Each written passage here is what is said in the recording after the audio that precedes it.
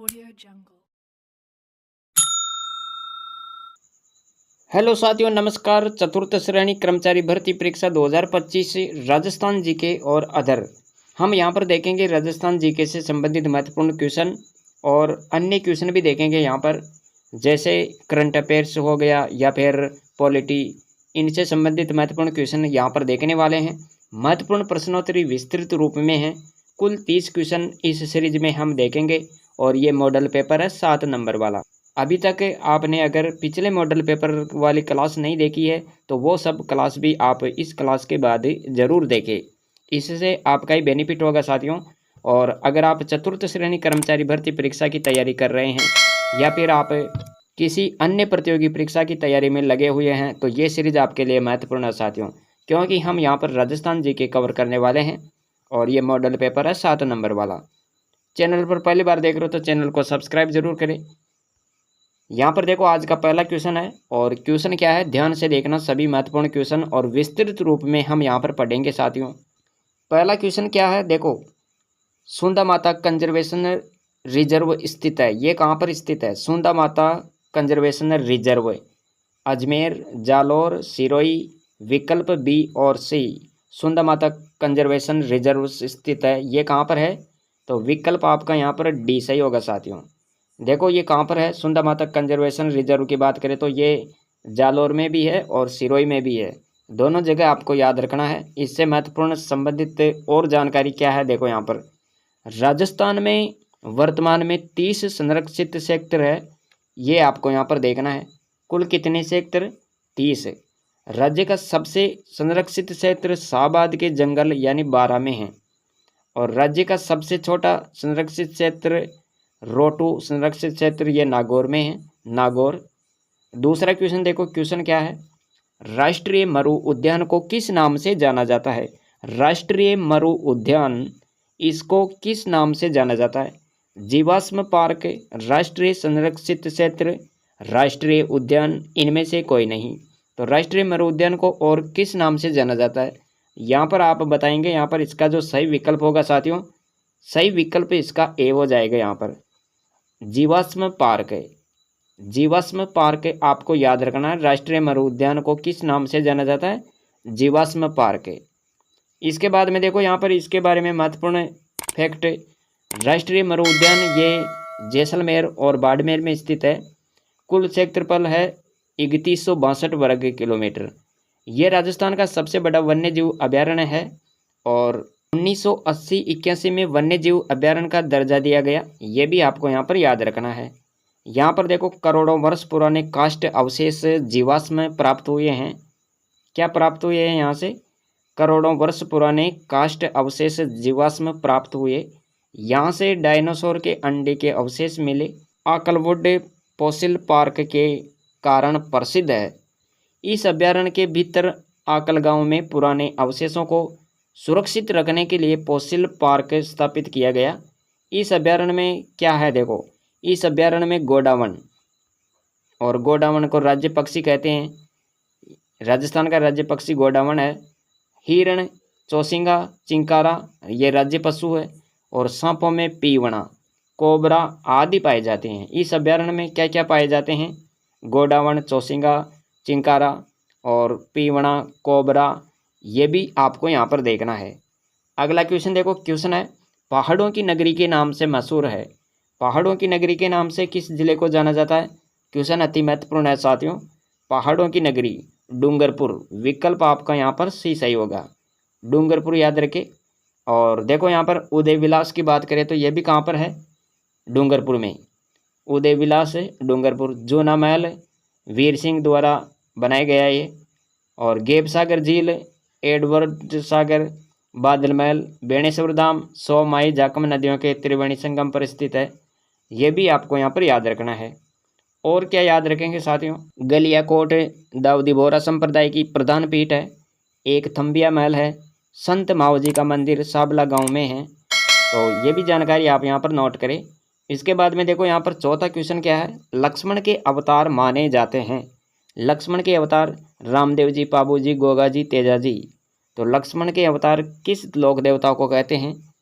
तो यहाँ पर आप बताएंगे साथियों, लक्ष्मण के अवतार पाबूजी, लक्ष्मण के अवतार पाबूजी विकल्प भी आप यहाँ पर सही करेंगे साथियों। अब यहाँ पर देखो रामदेव जी को किसका अवतार माना जाता है? श्री कृष्ण का अवतार। रामदेव जी श्री कृष्ण के अवतार है, पाबूजी लक्ष्मण के अवतार है, गोगा जी विष्णु के अवतार है और देवनारायण जी विष्णु के अवतार है। ये भी आप यहाँ पर याद रखें साथियों। अगला क्वेश्चन देखो, शेषनाग के अवतार माने जाते हैं। क्वेश्चन अति महत्वपूर्ण है और ये कई प्रतियोगी परीक्षाओं में आया हुआ क्वेश्चन है।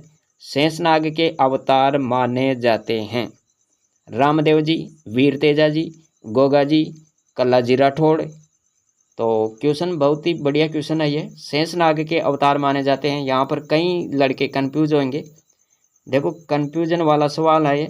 शेषनाग के अवतार कोई तो करेंगे वीर तेजा जी है, कोई कहेंगे गोगा जी होगा, रामदेव जी होगा। नहीं, यहाँ पर आपको याद रखना है शेषनाग के अवतार कल्लाजी राठौड़ को माना जाता है। विकल्प डी आपको यहाँ पर देखना है, कल्लाजी राठौड़। शेषनाग के अवतार कौन? कल्लाजी राठौड़। अब देखो यहाँ पर कल्लाजी राठौड़ का जन्म की बात करें तो इनका जन्म कहाँ पर हुआ था? सामियाना गांव मेड़ता नागौर में। पिता आसर सिंह और गुरु भैरवनाथ और अस्त्र शस्त्र विद्या में ये पारंगत थे। छतरी कहाँ पर है इनकी? चित्तौड़गढ़ दुर्ग के भैरव पोल में इनकी छतरी है। कल्लाजी राठौड़ के बारे में आपको यह भी याद रखना है, इसकी सिद्धपीठ कहाँ पर है? तो उदयपुर में इनकी सिद्धपीठ है, रनेला उदयपुर याद रखे, जहाँ प्रतिवर्ष शुक्ल नवमी को मेला भी लगता है। 6 नंबर का क्वेश्चन देखो, क्वेश्चन है 12 जिले में स्थित सीताबाड़ी में किस जनजाति का कुंभ मेला लगता है? 12 जिले में स्थित सीताबाड़ी में किस जनजाति का कुंभ मेला लगता है? सहरिया, गरासिया, डामोर, इनमें से कोई नहीं। तो 12 जिले में सीताबाड़ी में किस जनजाति का कुंभ मेला लगता है? यहाँ पर आपको याद रखना है सहरिया जनजाति। विकल्प ए सही होगा साथियों। यहाँ पर सहरिया जनजाति का कुंभ मेला कहाँ पर लगता है? सीताबाड़ी में, 12 जिले में।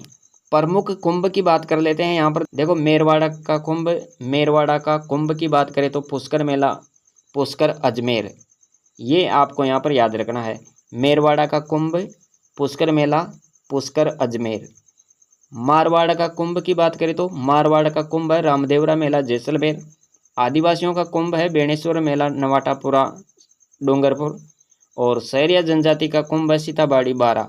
ये आपको यहाँ पर देखना है साथियों। सभी कुंभ यहाँ पर आ गए हैं।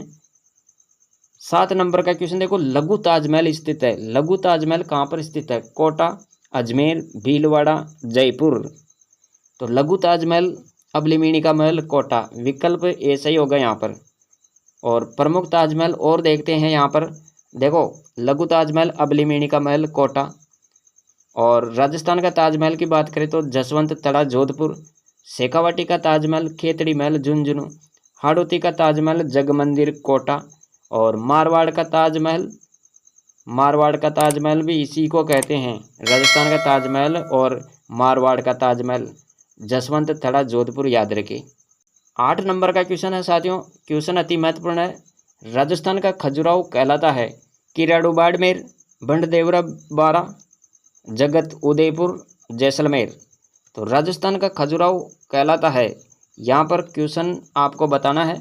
इसका सही विकल्प होगा साथियों विकल्प ए, किराड़ू बाड़मेर, राजस्थान का खजुराहो। अब प्रमुख खजुराहो की बात कर लेते हैं। यहाँ पर देखो राजस्थान का खजुराहो किराड़ू बाड़मेर है, मेवाड़ का खजुराहो जगत उदयपुर है, हाड़ौती का खजुराहो बंडदेवरा 12 है। तो ये भी आपको यहाँ पर देखना है साथियों। देखो दोस्तों, ये सीरीज अगर आपको पसंद आ रही है तो वीडियो को लाइक जरूर करें। 9वां क्वेश्चन है, वागड़ व कांटल की गंगा किस नदी को कहा जाता है? वागड़ व कांटल की गंगा किस नदी को कहते हैं? बनास नदी है, माही नदी है, चंबल नदी है, लूणी नदी है। तो वागड़ व कांटल की गंगा किस नदी को कहते हैं? विकल्प भी आपका यहाँ पर करेक्ट होगा साथियों। माही नदी को वागड़ व कांटल की गंगा कहते हैं, इस नाम से जाना जाता है इसको। ये आपको याद रखना है यहाँ पर। और देखो यहाँ पर लूणी नदी की बात करें तो इसका उद्गम स्थल अजमेर की नाग पहाड़ियाँ, इनका उद्गम स्थल है। लूणी नदी के बारे में याद रखना। और बनास नदी का उद्गम स्थल है खमनौर की पहाड़ियाँ, कुंभलगढ़ राजसमंद। और माही नदी का उद्गम कहाँ से होता है? तो मध्य प्रदेश में धार जिले के सरदारपुरा के निकट विंध्याचल की पहाड़ियों में मेंध झील से इनका उद्गम होता है साथियों माही नदी का। यहीं पर अगर अपन बात करें चंबल नदी के बारे में, तो चंबल नदी का उद्गम है, इनका उद्गम स्थल है महू मध्य प्रदेश के निकट विंध्याचल पर्वत की जनपाओं की पहाड़ियों से चंबल नदी का उद्गम होता है साथियों। तो ये जानकारी है जो आप यहाँ पर देखेंगे। वाक्यात्मक रूप में हम प्रत्येक क्वेश्चन को यहाँ पर देख रहे हैं। 10 नंबर का क्वेश्चन देखो, किस जिले में औसत वर्षा सबसे अधिक होती है? वह कौन सा जिला है जिसमें औसत वर्षा सबसे ज़्यादा होती है? उदयपुर है, झालावाड़ है, अजमेर या फिर सिरोही?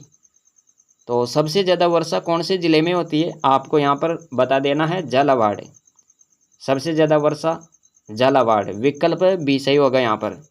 इसके बाद में देखो यहाँ पर 11 नंबर का क्वेश्चन है, विश्व पर्यावरण दिवस मनाया जाता है। विश्व पर्यावरण दिवस ये कब मनाया जाता है? तो याद रखना यहाँ पर इसका सही विकल्प क्या होगा? अरे इसका सही विकल्प होगा ए, 5 जून। 5 जून विश्व पर्यावरण दिवस मनाया जाता है। और देखो यहाँ पर 16 सितंबर को क्या मनाते हैं? विश्व ओजोन परत संरक्षण दिवस कब मनाते हैं? 16 सितंबर को। और विश्व आर्द्र भूमि दिवस की बात करें तो विश्व आर्द्र भूमि दिवस, विश्व आर्द्र भूमि दिवस मनाया जाता है 2 फरवरी को। पृथ्वी दिवस 22 अप्रैल और विश्व पर्यावरण संरक्षण दिवस ये 5 जून को मनाते हैं। इसी प्रकार यहाँ पर देखते हैं 12 नंबर का क्वेश्चन क्या है, रामगढ़ बांध किस नदी पर स्थित है? रामगढ़ बांध परियोजना बनास नदी, चंबल नदी, बाणगंगा नदी, माही नदी? तो रामगढ़ बांध कौन सी नदी पर है? विकल्प आपका यहाँ पर सी सही होगा साथियों, बाणगंगा नदी। याद रखें यहाँ पर रामगढ़ बांध परियोजना किस नदी पर है? तो बाणगंगा नदी आप बताएंगे यहाँ पर। और देखो इसके बारे में महत्वपूर्ण जानकारी, रामगढ़ बांध बाणगंगा नदी पर स्थित है या निर्मित है। मेजा बांध की बात करें तो कोठारी नदी पर मांडल कस्बे के निकट। पांचना बांध की बात करें तो 5 नदियों का संगम, याद रखें, करौली, सवाई माधोपुर, बयाना, भरतपुर को सिंचाई सुविधा उपलब्ध करवाता है ये पांचना बांध। और ये मिट्टी से निर्मित बांध है। 5 नदियाँ कौन कौन सी है यहाँ पर भी आप ये याद रखें, भद्रावती, बरखेड़ा, अट्टा, भैंसावर, माची, ये 5 नदियाँ याद रखें यहाँ पर। इन 5 नदियों के संगम पर ये पांचना बांध निर्मित है साथियों। 13 नंबर का क्वेश्चन देखो, क्वेश्चन है अमृत 2.0 योजना की नोडल एजेंसी राजस्थान में कौन सा विभाग है इसका? अमृत 2.0 योजना की नोडल एजेंसी का राजस्थान में कौन सा विभाग है? 13 नंबर का क्वेश्चन है साथियों, क्वेश्चन को ध्यान से देखना। यहाँ पर अमृत 2.0 योजना की नोडल एजेंसी राजस्थान में इसका कौन सा विभाग है? जन स्वास्थ्य अभियांत्रिकी विभाग, भूजल विभाग, जल संसाधन या फिर जल संसाधन आयोजना विभाग? तो यहाँ आपको याद रखना है इसका जो सही विकल्प होगा साथियों, विकल्प ए सही हो जाएगा यहाँ पर, जन स्वास्थ्य अभियांत्रिकी विभाग। 14 नंबर का क्वेश्चन है, केंद्र सरकार द्वारा जल जीवन मिशन की अवधि की गई है। केंद्र सरकार द्वारा जल जीवन मिशन की अवधि आपको यहाँ पर बतानी है, लास्ट 2028 से 2024 से 2030 या 2026। तो केंद्र सरकार द्वारा जल जीवन मिशन की जो अवधि है वो 2028 तक है। विकल्प आपका यहाँ पर ए सही होगा साथियों, विकल्प ए। इसके बाद में देखो यहाँ पर 15 नंबर का क्वेश्चन क्या है, सर्वाधिक कुल साक्षर जनसंख्या किस जिले में है? सर्वाधिक कुल साक्षर जनसंख्या किस जिले की है? जोधपुर, जयपुर, अलवर, उदयपुर? तो देखो यहाँ पर कुल साक्षर जनसंख्या की बात हो रही है, कुल साक्षर जनसंख्या जयपुर आएगा यहाँ पर। विकल्प बी सही हो जाएगा साथियों, 43 लाख है इनकी कुल साक्षर जनसंख्या, ये आपको यहाँ पर याद रखनी है। और देखो यहाँ पर क्या है, देखो सर्वाधिक कुल साक्षर जनसंख्या की बात करें तो यहाँ पर जयपुर आएगा, 43 लाख है लगभग, आपको ये याद रखना है। अलवर है फिर इसके बाद में 21.82 लाख। जोधपुर है फिर 3 नंबर पर 20.32 लाख, 20.32 लाख जोधपुर। और उदयपुर में है 15.83 लाख, ये आपको यहाँ पर याद रखना साथियों। 16 नंबर का क्वेश्चन देखो, क्वेश्चन है उत्तर पश्चिम रेलवे मंडल का मुख्यालय कहाँ पर स्थित है? जयपुर है, अजमेर है, कोटा है, जोधपुर है।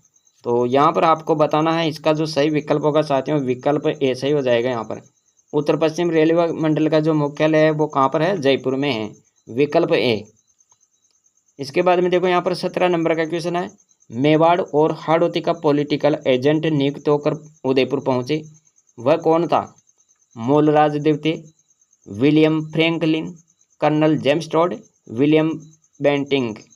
तो यहाँ पर आपको बताना है पॉलिटिकल एजेंट की बात हो रही है। यहाँ पर मेवाड़ और हाड़ौती का पॉलिटिकल एजेंट नियुक्त होकर उदयपुर पहुंचा था, वह व्यक्ति था कर्नल जेम्स टॉड। विकल्प आपको सी करना है यहाँ पर, कर्नल जेम्स टॉड याद रखें, विकल्प सी।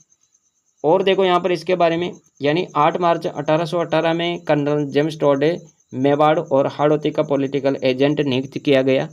ये जानकारी आपको यहाँ पर देखनी है। 18 नंबर का क्वेश्चन देख लेते हैं। यहाँ पर क्वेश्चन है, किसके आने पर जयपुर शहर में गुलाबी रंग करवाया गया था? तो किसके आगमन पर जयपुर शहर में गुलाबी रंग करवाया गया था? Prince Albert Edward, Swami Dayanand Saraswati, Hiralal Shastri, General Lord Lawrence. यहाँ पर आपका सही विकल्प हो जाएगा ए, प्रिंस अल्बर्ट एडवर्ड का नाम याद रखें। यहाँ पर विकल्प ए सही होगा साथियों। यहाँ पर देखो बात करते हैं महत्वपूर्ण जानकारी की। तो देखो जयपुर नरेश सवाई राम सिंह द्वितीय, और इसका कार्यकाल था 1835 से लेकर 1880 तक। और इसके कार्यकाल के दौरान जयपुर की सभी इमारतों पर सन 1876 में इंग्लैंड के प्रिंस अल्बर्ट एडवर्ड, बाद में सम्राट एडवर्ड सप्तम के जयपुर आगमन पर गुलाबी रंग करवाया गया। तभी से जयपुर गुलाबी नगर कहलाने लगा। ये जानकारी आपको याद रखनी है यहाँ पर। अगला क्वेश्चन देखो, 1857 के स्वतंत्रता आंदोलन में अंग्रेजों ने फांसी पर किसको लटकाया था? कुशल सिंह, अमर सिंह भाटिया, यज्ञ नारायण व्यास या नरसिंह दास। तो यहाँ पर आपका सही विकल्प हो जाएगा बी, विकल्प बी में क्या है, विकल्प बी में आपको याद रखना है अमर सिंह। अमर सिंह भाटिया का नाम याद रखें यहाँ पर, अमर सिंह भाटिया, विकल्प बी। और अगला क्वेश्चन है यहाँ पर 20 नंबर का क्वेश्चन देखो, 1857 की क्रांति के समय जयपुर के पॉलिटिकल एजेंट कौन थे? 1857 की क्रांति के समय जयपुर पॉलिटिकल एजेंट कौन था? Major Burton, William Eden, McMason, Major Morrison. तो यहाँ पर बताओ इसका सही विकल्प क्या होगा? तो याद रखें यहाँ पर इसका जो सही विकल्प है साथियों, विकल्प बी सही होगा यहाँ पर, विलियम ईडन। इसका नाम आपको याद रखना है। 1857 की क्रांति के समय जयपुर के पॉलिटिकल एजेंट है। 21 नंबर का क्वेश्चन है, मारवाड़ किसान आंदोलन का नेतृत्वकर्ता कौन था? मारवाड़ किसान आंदोलन का नेतृत्वकर्ता कौन था? प्रभु सिंह, रामनारायण चौधरी, जयनारायण व्यास, कर्मानंद। तो मारवाड़ किसान आंदोलन के नेतृत्वकर्ता, यहाँ पर आपको देखना है इसका जो सही विकल्प है साथियों, विकल्प सी सही होगा यहाँ पर, जयनारायण व्यास मारवाड़ किसान आंदोलन के नेतृत्वकर्ता थे, विकल्प सी। 22 नंबर का क्वेश्चन देखो, अमर शहीद नानक जी भील का संबंध था। अमर शहीद नानक जी भील का संबंध कौन से जिले से था? अजमेर, बूंदी, शाहपुरा, जयपुर। सही विकल्प आपको याद रखना है, विकल्प बी, बूंदी बी। अमर शहीद नानक जी भील का संबंध बूंदी से था। 23 नंबर का क्वेश्चन देखो, यहाँ पर क्वेश्चन है, मेवाड़ प्रजामंडल की स्थापना कब हुई थी? मेवाड़ प्रजामंडल की स्थापना कब हुई थी? 25 जनवरी 1928, 24 अप्रैल 1938, 4 अक्टूबर 1936, 22 जुलाई 1942। तो मेवाड़ प्रजामंडल की स्थापना हुई थी 24 अप्रैल 1938 को। विकल्प आपका यहाँ पर बी सही होगा साथियों, विकल्प बी। यहाँ पर आपको ये भी याद रखना है, मेवाड़ प्रजामंडल की स्थापना किसकी अध्यक्षता में हुई थी? बलवंत सिंह मेहता की अध्यक्षता में हुई थी। और कब हुई थी? 24 अप्रैल 1938। अगला क्वेश्चन देखो, 24 नंबर का क्वेश्चन है, राजस्थान एकीकरण के प्रथम चरण मत्स्य संघ का गठन कब किया गया? 18 मार्च 1948, 25 मार्च 1948, 18 अप्रैल 1948, 30 मार्च 1949। तो राजस्थान एकीकरण के प्रथम चरण मत्स्य संघ का जो गठन किया गया था साथियों, आपको यहाँ पर याद रखना है इसका सही विकल्प ए, विकल्प ए याद रखें। यहाँ पर 18 मार्च 1948 को राजस्थान एकीकरण के प्रथम चरण मत्स्य संघ का गठन किया गया था। महत्वपूर्ण जानकारी देखो यहाँ पर, मत्स्य संघ की राजधानी अलवर और प्रधानमंत्री शोभाराम कुमावत। उद्घाटनकर्ता कौन थे? एन.वी. गाडगिल। एन.वी. गाडगिल का नाम याद रखें। राज प्रमुख उदयभान सिंह और उपराज प्रमुख गणेश पाल देव। और मत्स्य संघ में कौन कौन से राज्य शामिल थे? तो मत्स्य संघ में शामिल थे यहाँ पर अलवर, भरतपुर, धौलपुर, करौली रियासत और चिपसिप नीमराणा। ये नाम आपको यहाँ पर याद रखना है। 25 नंबर का क्वेश्चन देख लेते हैं। क्वेश्चन क्या है? आचार्य तुलसी ने अणुव्रत आंदोलन का सूत्रपात कब किया था? आचार्य तुलसी ने अणुव्रत आंदोलन का सूत्रपात कब किया था? 1942 में, 1949, 1945, 1952। तो आचार्य तुलसी ने अणुव्रत आंदोलन का सूत्रपात कब किया था साथियों? यहाँ पर आपको बताना है, सही विकल्प हो जाएगा इसका बी। 1949 को आचार्य तुलसी ने अणुव्रत आंदोलन का सूत्रपात किया था, जो आपको याद रखना है। विकल्प बी। राजस्थान में किसे स्थानीय भाषा में आरडी कहा जाता है? स्थानीय भाषा में आरडी किसको कहते हैं? मुहावरा, लोकोक्ति, पहेली, मलहोर। विकल्प सी होगा यहाँ पर, पहेली को कहते हैं स्थानीय भाषा में आरडी। ये आपको याद रखना है। 27 नंबर का क्वेश्चन देख लेते हैं। मारवाड़ी व्याकरण के रचनाकार कौन थे? मारवाड़ी व्याकरण के रचनाकार गार्डन गोपीनाथ, रामकरण आसोपा, कवि नेकराम, जीवनदास। यहाँ पर होगा इसका सही विकल्प बी, रामकरण आसोपा। ये आपको याद रखना है। मारवाड़ी व्याकरण के रचनाकार कौन थे? रामकरण आसोपा। 28 नंबर का क्वेश्चन देखो। राज्य की प्रसिद्ध महिला हॉकी खिलाड़ी है? गंगोत्री भंडारी, वर्षा सोनी, अपूर्वी चंदेला, मंजू बाला। इसका सही विकल्प होगा साथियों विकल्प ए। विकल्प ए में क्या है? गंगोत्री भंडारी का नाम याद रखना है यहाँ पर। और महत्वपूर्ण जानकारी देखो यहाँ पर, महिला हॉकी खिलाड़ी है ये, और गंगोत्री ने महारानी स्कूल बनी पार्क में आकर हॉकी शुरू की।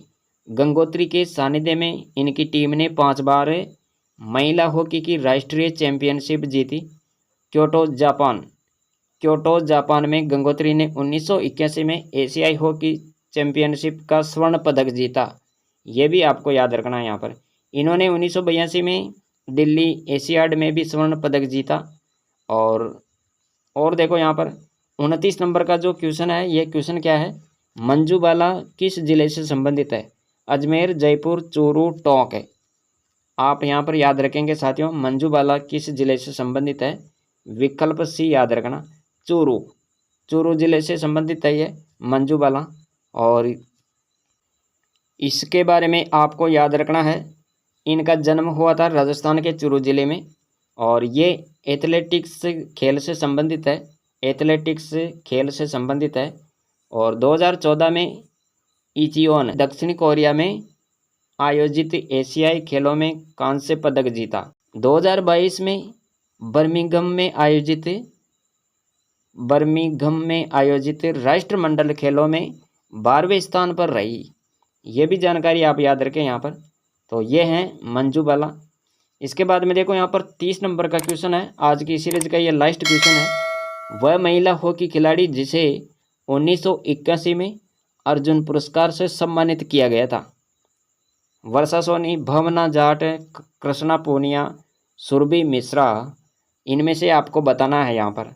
देखो इसका जो सही विकल्प होगा साथियों, इसका सही विकल्प होगा यहाँ पर विकल्प ए, वर्षा सोनी का नाम याद रखना है यहाँ पर। और वर्षा सोनी के बारे में महत्वपूर्ण जानकारी क्या है? राजस्थान की ओलंपिक महिला हॉकी खिलाड़ी जिनके उत्कृष्ट खेल प्रदर्शन और श्रेष्ठ उपलब्धियों के लिए उन्हें वर्ष 1981 में अर्जुन पुरस्कार से सम्मानित किया गया। वर्षा को 1982 से 1983 के लिए महाराणा प्रताप पुरस्कार से सम्मानित किया गया। ये भी आपको यहाँ पर याद रखना है। सन 1982 में दिल्ली में आयोजित एशियाड में वर्षा सोनी ने भारतीय महिला हॉकी टीम का प्रतिनिधित्व किया। इस टीम ने एशियाड में स्वर्ण पदक प्राप्त किया था। 1980 में मॉस्को ओलंपिक में वर्षा सोनी ने देश का प्रतिनिधित्व किया और ओलंपिक की महिला हॉकी प्रतियोगिता में इस भारतीय टीम का चौथा स्थान रहा। तो ये है महत्वपूर्ण जानकारी जो हमने इस सीरीज में देखी। अति महत्वपूर्ण क्वेश्चन है सभी, और सभी क्वेश्चन आपके लिए प्रतियोगी परीक्षाओं में आने की दृष्टि से हमने यहाँ पर लिए हैं। प्रत्येक सीरीज में इसी टाइप के क्वेश्चन मिलेंगे। जितने भी मैं मॉडल पेपर आपके लिए लेकर आऊँ वो सब सीरीज आप यहाँ पर देखने की कोशिश कीजिए, इससे आपका बेनिफिट होगा। तो साथियों, मिलेंगे अगली सीरीज में। आज के लिए इतना ही। Thanks for watching.